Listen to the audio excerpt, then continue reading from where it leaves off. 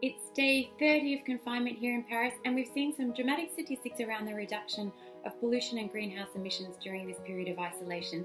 And it got me reflecting on our lifestyles and particularly our consumption of fast fashion. So while our planet takes some time out to breathe, I jumped online for a chat with cruelty-free brand founder Catherine Wills to chat about ethical fashion and her brand Sans Piste. Catherine, thanks so much for joining me today for a chat. Nice to be here. Now, I know that the exploitation of animals is something extremely close to your heart, and you've really walked the talk when it comes to ethical fashion with the creation of Sans Piste. I'd love to hear about your journey to building an ethical fashion brand.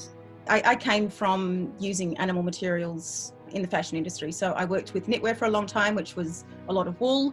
And then I worked with handbags for a long time, which was a lot of leather. So I definitely don't come from a holier than thou perfect position.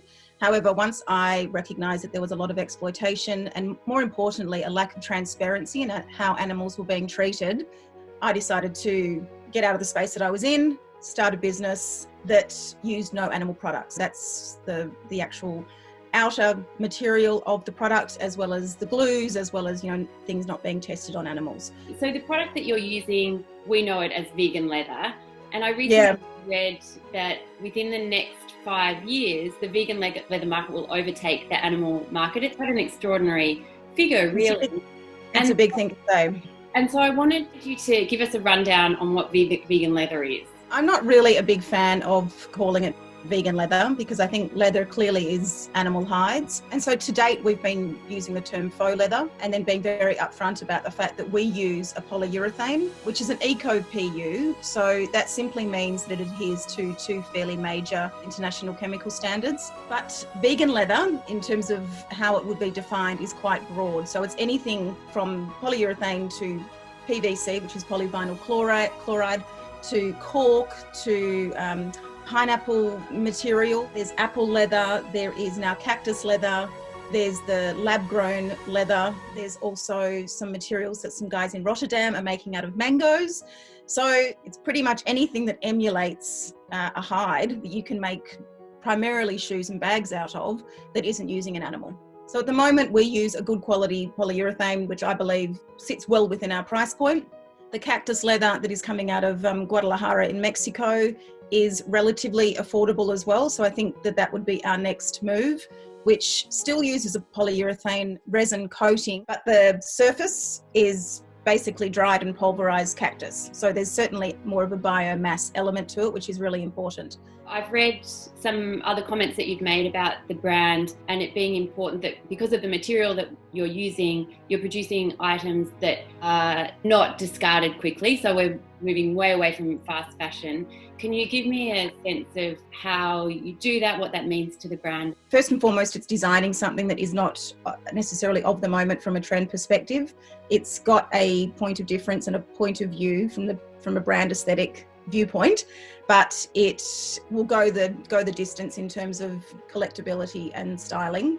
So that in itself is not encouraging a pick it up, use it for a while and throw it away mentality. Secondly, the fabric that we use and the time that goes into speccing every single bag means that there is an investment in that process. So they're not going to be pieces that just fall apart after 12 months.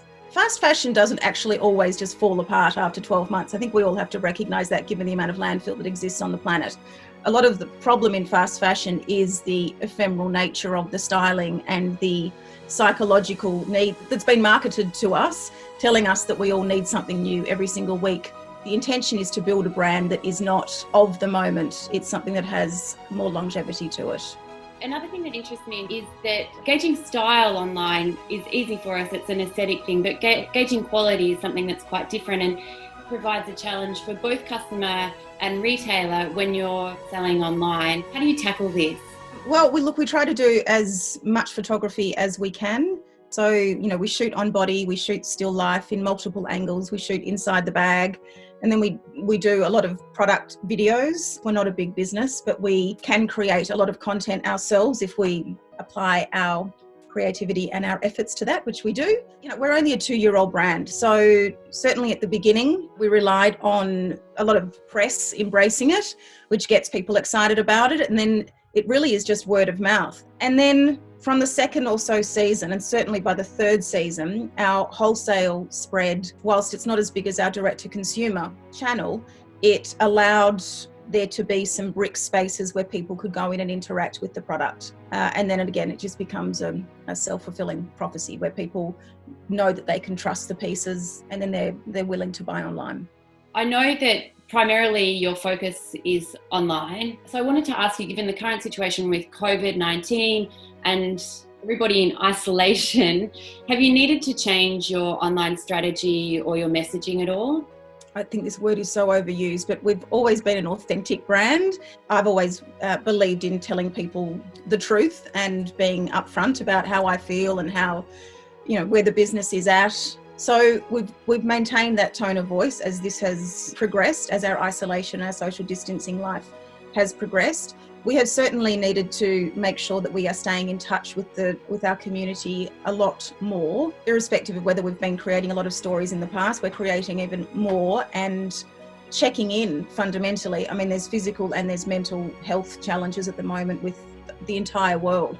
And one of my challenges at the moment, because I also have up and down days as to how enthusiastic I feel about this, one of my challenges is being a very experienced person in the industry and thinking that you've lived through quite a few challenges, from recession to SARS to the Australian dollar going down to 50 cents and having to develop product in those times. And then you come into this and you're actually quite confronted. Well, I'm quite confronted because sometimes it's like, well, I don't really know what she wants today. I mean, I'm trying to be heartfelt and authentic and giving inspiration, and we also have to be honest and recognise that people aren't going out of their house at the moment. The need for handbags is fairly limited. I have to recognise that and do what we can to keep our community engaged, because when this does pass, I'm hoping that they will come back. So your strategy at the moment, it's more almost like a friendship strategy. Yes. So you're continuing a conversation with them. Yes. Yeah, look, I think there's no denying that we have to keep the lights on and the business going. So there has to be some element of sales driving. And that for us has meant that we've needed to do a little bit of discounting, which is never a comfortable situation to be in. But we have to balance that sales driving with the reality of we do have a community. We care about our community. So she doesn't want to be hit over the head with so many product messages when she's potentially nervous about not having an income, not being able to pay her rent, etc. All the normal financial issues that the world is facing at the moment. I guess it's one of the advantages of running small businesses that we have the ability to quickly adapt and read our customers and be flexible. I think so, yeah. I've got a lot of ex-colleagues and friends who are in big retail still, and this is enormously challenging. I mean, I find it challenging as being a small business owner, but the life that I used to lead, I mean, certainly, having to shut hundreds of stores and standing thousands of staff members down. I mean, it is a super insecure and anxiety-ridden time for people. So I think there's only so much we can do to alter our marketing strategies. To a certain degree, it's a bit of a, let's keep things going, let's keep talking, let's keep being inspiring and inspired, but also recognise there's not necessarily a time for conversion. Now, I know another thing that's really close to your heart is a place called Edgars Mission. Tell us what Edgars Mission is. Edgars Mission is an animal sanctuary in the countryside of Victoria in Lancefield. So it's about an hour from Melbourne City.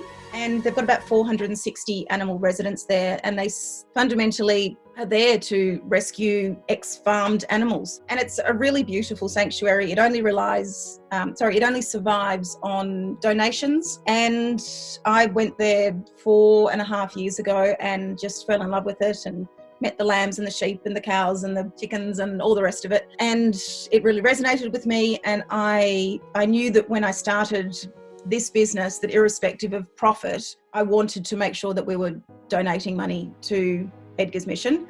And that's what we've done since day one. So obviously it's been small steps, small financial steps as we've gone through the last 2 years, but it's grown every season. So it's a combination of profits from some products, and then that's progressed to be a portion of every sale goes to Edgars Mission on a seasonal basis. And I would like to see that grow. If people would like to get in touch with you or follow you, where do they find you? So our website is songbeast.com and our Instagram handle is song.beast.